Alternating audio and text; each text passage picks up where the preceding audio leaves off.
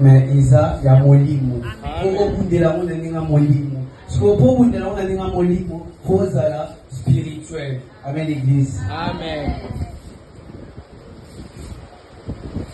Il faut avoir la sensibilité spirituelle et le discernement des esprits. Pourquoi il faut avoir la sensibilité spirituelle et le discernement des esprits? La sensibilité spirituelle te permet de sentir qu'il y a un esprit.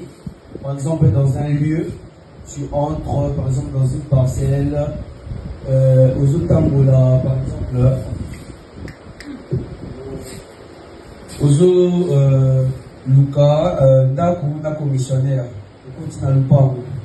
quand tu entres, le premier pas que tu mets dans la parcelle, tu sens, tu as des frissons, comme, je peux dire comment, la sueur des poules.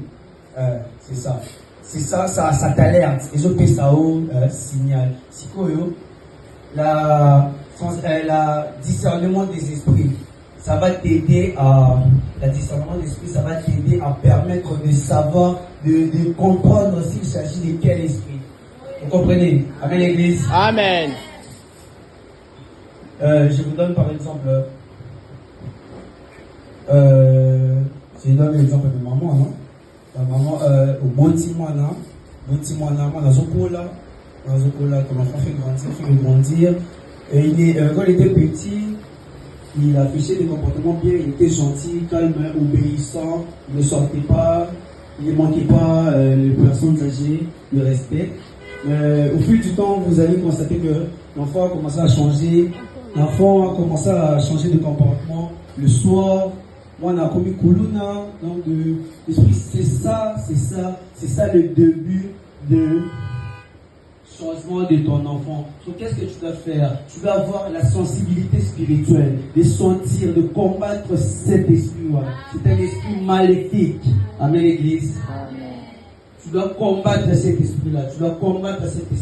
C'est pour cela qu'on dit que tu dois avoir la sensibilité spirituelle. Comme je vous avais dit, la sensibilité spirituelle permet à sentir qu'il y a un esprit dans quelqu'un ou dans un lieu.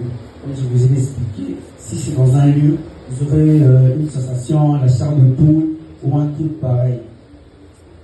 Mais par contre, pour le discernement des esprits, ça te permet à savoir, à connaître de quel s'agit, de quel esprit s'agit-il. Je vais donner encore par exemple au Botimana, encore, par exemple ta fille. Tu mets au monde une fille, elle grandit, pareil, comment dire, les mêmes comportements, ta fille commence à afficher le même comportement que le garçon. Non, au fil du temps, ta fille commence à sortir, elle commence à avoir des influences par amis, ses amis commencent à l'influencer, de sortir, mais ta fille n'était pas comme ça.